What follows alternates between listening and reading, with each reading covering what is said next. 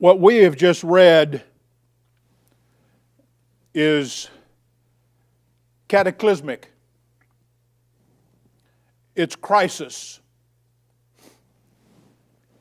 It's change. If you looked at verse number 4, they said, all things continue as they were from the beginning of the creation. And in essence, that is true. If you continue to read, the earth had been destroyed. The first of it had been destroyed and by water. And then in verse number 7, the heavens and the earth, which are now by the same word. If you looked at verse 5, what captured my mind was, all man knows is change. What happened in that garden, we read about it. But when Adam and Eve walked out of that garden, were put out of that garden, there was a crisis. It was a crisis far greater than any disease that has ever hit humanity. But they looked at it and they said, all things continue. You keep promising me there's going to be a change, but it never happens. And then in verse number 5, it says, this they willingly are ignorant. The word ignorant does not mean a lack of mental acuity. It doesn't mean dumb. The root word of ignorant is ignore. And man, when he walked out of that garden, began to ignore God. Every day was ignoring God, ignoring God, ignoring God. This they willingly are ignorant of, that by the word of God. As I go through this morning, there was two things that hit me. Two words hit me. One is the word change.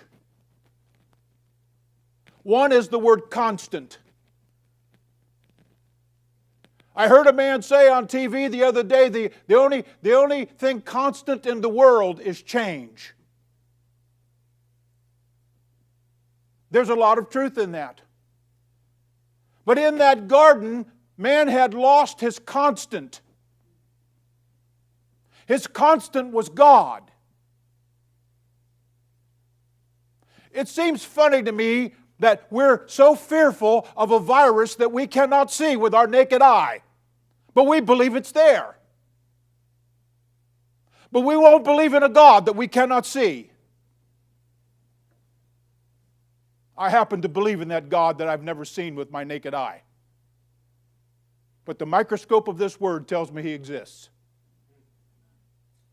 And I've seen all of the ramifications of a living God. But now if you looked at verse number 7, where he said all things, they said in verse number 4, all things continue.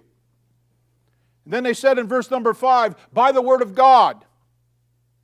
They willingly are ignorant that by the word of God. And if you went back into, I think it's Psalm 102, you'll find this whole thing of verse number 5. The heavens were of old and the earth standing out of the water and in the water. All they had to do was read their Bible. It's amazing to me, beloved. All you have to do, it's not a scary book, believe me. Oh, there's some things that are pretty frightening in it, but as a whole, this book is the most well-published book in the world. You would do well to read it today.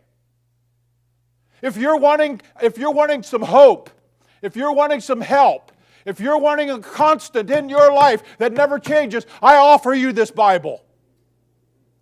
I offer you the God of this Bible. I'm not selling anything. You do not have to have a master's degree, a PhD. I graduated from high school, but I know how to read.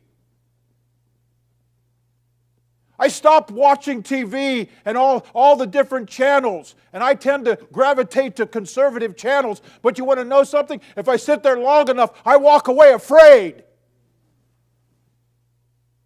And I must go to my desk and I must open my Bible again because I know that's the truth. And God says, oh, don't be afraid. Don't fear. I used to tell my boys, when God dies, then I've got a problem. As long as He's alive, I'm okay. I got news for you today. I'm okay. Because God's still alive. No disease or no disaster, no catastrophe, no crisis has moved God 1 inch off of His throne. He's still there. Verse number 7 says, but the heavens and the earth